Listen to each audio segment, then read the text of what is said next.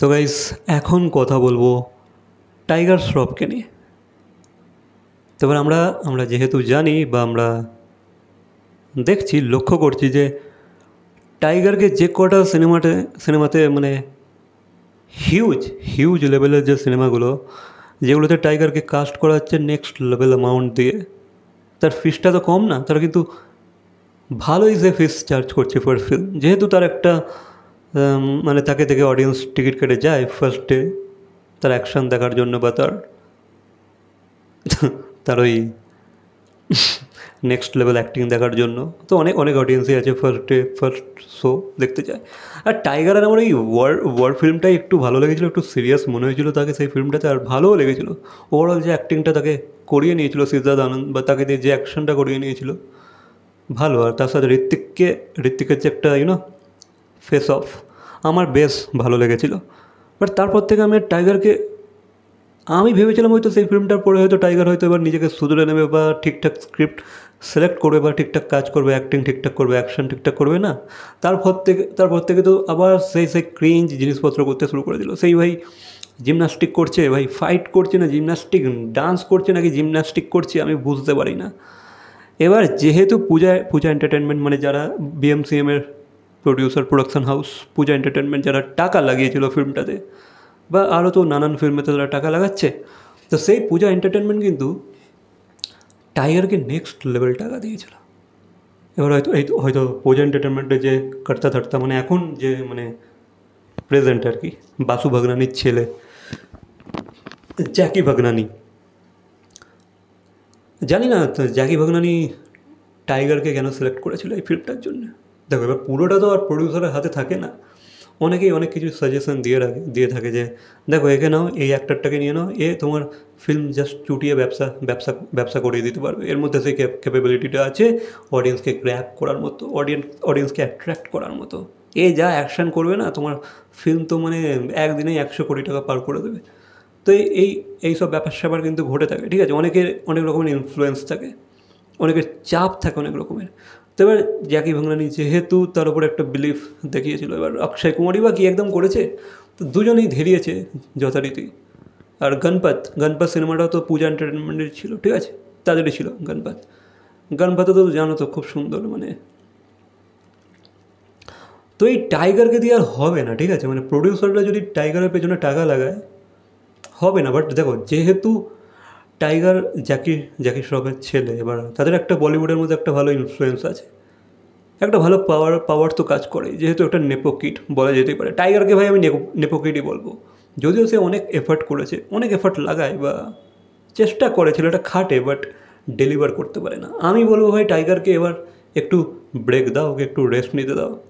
Tiger হাঁপিয়ে গেছে, বাঘ এখন হাঁপিয়ে গেছে, বাঘকে এখন একটু রেস্ট দাও কিছুদিনের জন্য, বাঘকে আবার প্রিপেয়ার করতে দাও। বাঘ যেমন ওই জিমন্যাস্টিক সব জায়গায় করলে তো হবে না ভাই, অ্যাকশানের নামে খালি জিমন্যাস্টিক করে, যে কটা মুভ করে আমার যেন মনে হয় ভাই জিমন্যাস্টিক করছে।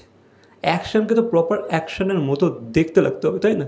আমার যেন মনে হয় ও জিমন্যাস্টিক করছে, মনে হয় সার্কাস দেখতে গেছি, মনে হয় আমি অলিম্পিকে কোনো জিমন্যাস্টিক দেখছি।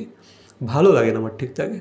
ইভেন ডান্স মুভগুলো এত স্টিফভাবে করে আর জিমন্যাস্টিকের মতো করে না, আমার জাস্ট পোষায় না। কী করে মানুষ মানে আই ডোন্ট নো ভাই। তারপর আবার এর এত ফ্যান্স, আমি বুঝতে পারি না ভাই। বডি থাকলে কি সব কিছু হবে? কামাল তো দেখাতে হবে, তোমার একটা প্রেজেন্টেশন রাখতে হবে তো ভাই, তোমার ডান্সের মধ্যে, অ্যাক্টিংয়ের মধ্যে তোমার একটা স্ক্রিন প্রেজেন্স থাকতে হবে তো, তাই না? সেটা টাইগারের মধ্যে আমি লক্ষ্য করি না। বা ইভেন তার ইন্টারভিউগুলোতেও আমি তাকে দেখি খুবই স্টিফ, ভালো করে কমিউনিকেটও করতে পারে না, আমার যেটা মোটেও পোষায় না। তো এস এমনিতে ছেলেটা কিন্তু খুব ভালো, টাইগার শ্রফ কিন্তু খুবই ওয়েল বিহেভড একটা ছেলে, একটা মানুষ, একটা অ্যাক্টর, সম্মান করে ভাই, রেসপেক্ট ব্যাপারটা তার মধ্যে আছে, একটা হিউম্যানিটি বলে জিনিসটা তার মধ্যে কিন্তু আছে। বাট এগুলো থাকলেই তো আর সিনেমা চলবে না, বা সিনেমার মধ্যে সেই ম্যাজিকটা তো ফুটে উঠবে না। তো টাইগারকে আমার মতে বলে ভাই দুদিন রেস্ট দাও, যেটা কেউ দেবে না, কারণ বললাম না নেপোকিট, যতই ধ্যারাক, যতই উল্টোপাল্টা ফিল্ম করুক, জানি না তাদের কী সোর্স আছে, ইনসাইট, তাদের কী ব্যাপার স্যাপার আছে জানি না, ইন্ডাস্ট্রির মধ্যে তাদের কী ইনসাইটস আছে, তারা ঠিক কাজ পেয়ে যাবে, তারা ঠিক একের পর এক প্রজেক্ট পেয়েই যাবে ভাই।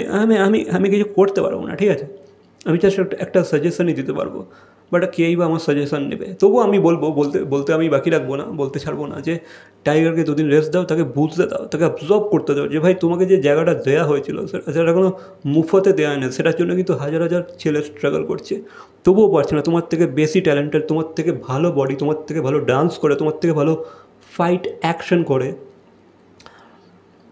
তবুও তারা কিন্তু চান্স পাচ্ছে না। যে যে জায়গাটা তোমাকে দেওয়া হয়েছে, যে পজিশনটা তুমি পেয়েছো, সেটাকে ধরে রাখতে হবে, তাই না? সেটাকে তো সেই লেভেলে তোমাকে তোমার ম্যাজিক দিয়ে তোমাকে গ্র্যাব করে রাখতে হবে, নাহলে কিন্তু ভাই আমি জানি না অডিয়েন্স কেন দেখতে যায়। আমি তো ভাই ট্রেলার দেখেই বুঝে যাই যে ভাই এই ফিল্মটা পুরো ধেরিয়ে দেবে, আমি ট্রেলার দেখেই বুঝে যাই। বাট তবুও অডিয়েন্স ফার্স্ট শো কী করে দেখতে চলে যায় আমি বুঝতে পারি না, নাচতে বাট দেখে, তবুও ভাই প্রডিউসারকে টাকা তুলে দিতে ব্যর্থ হয়ে যায়, কারণ ফিল্মে কোনো কন্টেন্ট থাকে না, বা অ্যাক্টিং স্কিল, অ্যাকশন সব কিছুই ওই ধেরিয়ে ফেলে।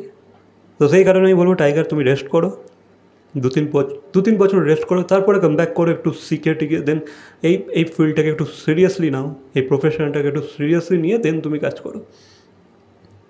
আর যেটা হবে না, ঠিক আছে, এটা আমার সাজেশন, একটা ভিডিও আমার বলার ছিল তো তাই বললাম। বাকি পূজা এন্টারটেনমেন্টের অবস্থা এই মুহূর্তে খুবই খারাপ। ইভেন তারা নাকি তাদের একটা কি অফিস ছিল কতলার, সেটা পর্যন্ত নাকি বিক্রি করে দিয়েছে, সেই বিল্ডিংটা মেবি, এরকম একটা কিছু শুনলাম, ঠিক আছে। আর তাদের নাকি অনেক কর্জা, তারা নাকি অনেক লোন,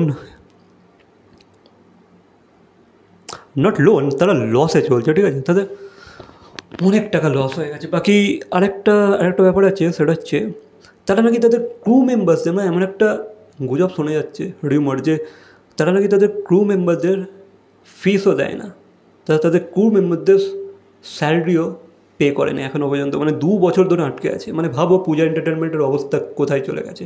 পূজা এন্টারটেনমেন্ট কিন্তু 90s ভালো কামিয়ে নিয়েছিল, ঠিক আছে, 90s দিকে ডেভিড ধামনের সাথে মিলে যে কটা ফিল্ম করেছিল 1 ডজনেরও বেশি, তারা কিন্তু ভালো আর্ন করেছিল, সেই ফিল্ম থেকে তারা শীর্ষে উঠে পড়েছিল প্রোডাকশন হাউসের তরফ থেকে।